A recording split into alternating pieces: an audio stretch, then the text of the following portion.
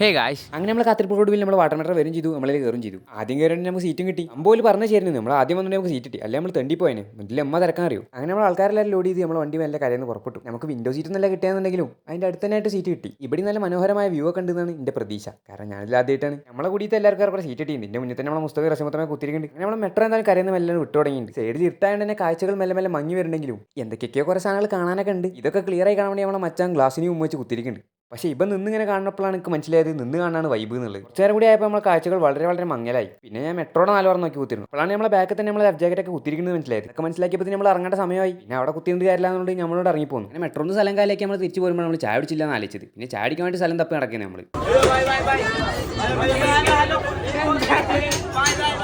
അങ്ങനെ ചാടിക്ക സ്ഥലം തപ്പി കിടക്കുമ്പോൾ ഈ തെരുവുക്ക് എത്തിയത്. ഇവിടെ ആൾക്കാരാണെങ്കിൽ തൊള്ളിട്ട് കണ്ട് വിളിച്ച് നമ്മളാകെ അവിടെ ചെന്ന് എന്തെങ്കിലും മേടിച്ചാണ്ട് പോരാനും പറ്റാണ്ടായി. ഓരോ വർഷത്തിലിട്ട് ഫ്രീ ആയി കൊടുക്കുന്നു. അത്രയും സ്നേഹത്തിൽ വിളിച്ചുകൊണ്ടിരിക്കുന്നു. അങ്ങനെ നമ്മളെ ചായയോടെയൊക്കെ കഴിഞ്ഞ് നമ്മൾ അവിടുന്ന് മെല്ലെ സ്കൂട്ടായി. നമ്മളെ വണ്ടി കയറാൻ വേണ്ടി നമ്മളെ വണ്ടി കയറാനിരിക്കുകയാണ്. നമ്മൾ ഇതിലേതൊരു തലക്ക് മൂപ്പര് ഉണ്ട് എന്ന് പറഞ്ഞു. പക്ഷേ നമ്മൾ എത്ര തന്നിട്ട് നമുക്കത് കാണാനില്ല. അങ്ങനെ തെരച്ചിലൂടെ നമുക്ക് നമ്മളെ വണ്ടി കിട്ടി. നമ്മളെല്ലാവരും വണ്ടി കയറി കുത്തിരിക്കും ചെയ്തു. ഇനി നമ്മളിവിടെ കുത്തിരുന്ന് ട്രിപ്പിന്റെ മൂഡ് മാറി തന്തോയിബാവ് എന്നുള്ളതുകൊണ്ട് ആ പാട്ടാണ് മാറ്റിയിട്ട് നമ്മൾ ഫുള്ളി മൂഡ് വേറെ ഏത് മൂഡ് DJ മൂഡ്. അങ്ങനെ നമ്മൾ കുറച്ച് നേരം തുള്ളിയുന്നുണ്ടെങ്കിലും നമുക്ക് പിന്നെയും വിശക്കാൻ തുടങ്ങി. അപ്പോൾ പിന്നെ നമ്മൾ മെല്ലെ സൈഡായി ഒരു മൂലക്കണം വന്ന് കുത്തിയിരുന്നു. പിന്നെ പാട്ട് മാറ്റാൻ നൈസിൽ നമ്മളെ മുസ്തഫാർത്ത് കൊടുക്കുകയും ചെയ്തു. അങ്ങനെ കുറച്ച് നേരത്തെ യാത്രയ്ക്ക് നമ്മൾ മനസ്സിലാക്കിയ ഡ്രൈവർ നമ്മളെ നല്ലൊരു ഹോട്ടലിൽ കൊണ്ടുപോയി നിർത്തുകയും ചെയ്തു.